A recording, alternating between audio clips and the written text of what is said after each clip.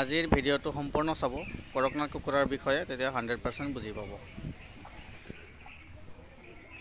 নমস্কাৰ, business line এডমিশ্যনত মই নিৰঞ্জন বৰ্মন আপোনালোকক স্বাগতম জনাইছোঁ। মনগল আজি আলোচনা কৰিম কৰকনাথ কুকুৰা চৰাইৰ ওপৰত, মানে আমাৰ অসমত কেনেকুৱা চলে তাৰে বিষয়ে আলোচনা কৰিম।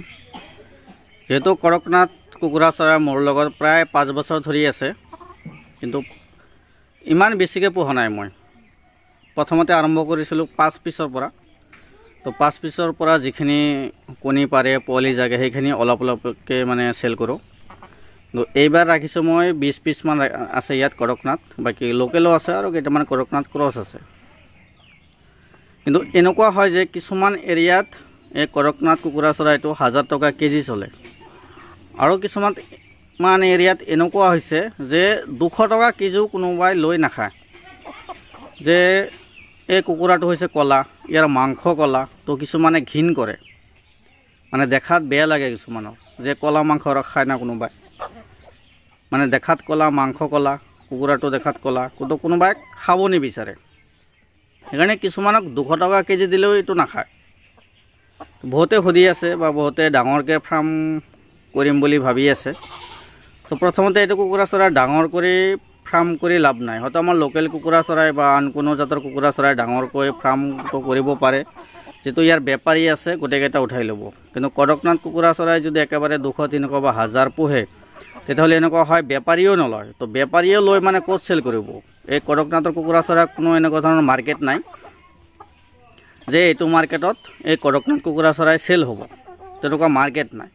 হয়তো যদি কোনোবাই চিনি পায় যে এইটো কৰকনাথ কুকুৰা চৰাই বা ব্লেক চিকেন, তেতিয়া কোনোবাই ঘৰতে খোৱাৰ কাৰণে 1 পিচ 2 পিচ এনেকৈ লয়। কিন্তু এইটো যে ডেইলি খাব, আমাৰ লোকেল কুকুৰা চৰাই যেনেকুৱা সপ্তাহত এদিন বা মাহত 2 দিন 3 দিন লৈ খায়ে সকলোৰে ঘৰত, কিন্তু এই কৰকনাথ কুকুৰা চৰাইটো তেনেকুৱা নাখায়।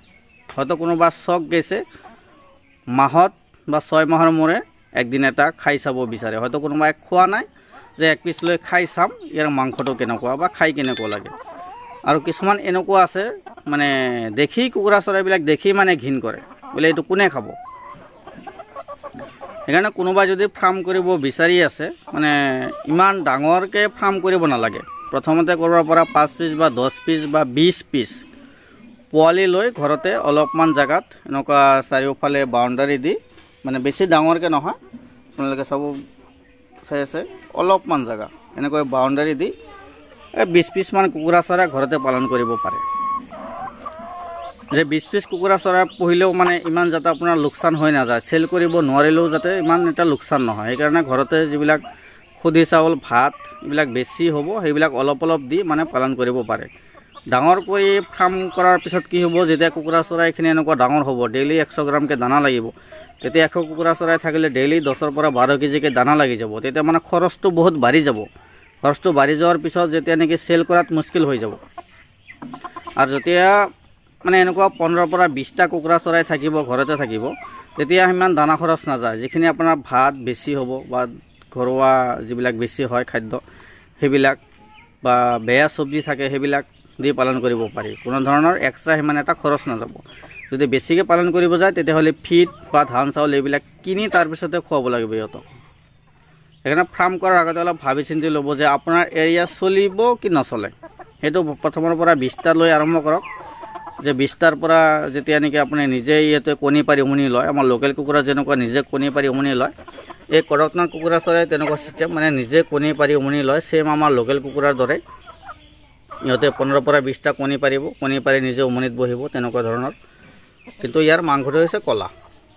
আৰু এইটো যিটো ফুলটো ৰঙা দেখা পাই আছে, এইটো কুকুৰা চৰাই ফুলটো ৰঙা, এইটো কিন্তু কৰকনাথ নহয়, এইটো কৰকনাথৰ ক্ৰছ হৈছে। আমাৰ লগত যিবিলাক কৰকনাথ কুকুৰা চৰাই আছে আৰু কিছুমান লোকেল কুকুৰা চৰাই আছে, ইয়াৰ ক্ৰছ হৈছে। আগতে কি আছিল, 5টা কুকুৰা চৰাই আছিল, বাহিৰত আছিল, মিক্স আছিল, তো কেতিয়াবা ক্ৰছ হৈ যায়। আৰু এইবাৰ কি কৰিছোঁ, মানে কণী পাৰাৰ সময় হ'লে এই কুকুৰা চৰাইখিনি আমি ছাইড কৰি দিম।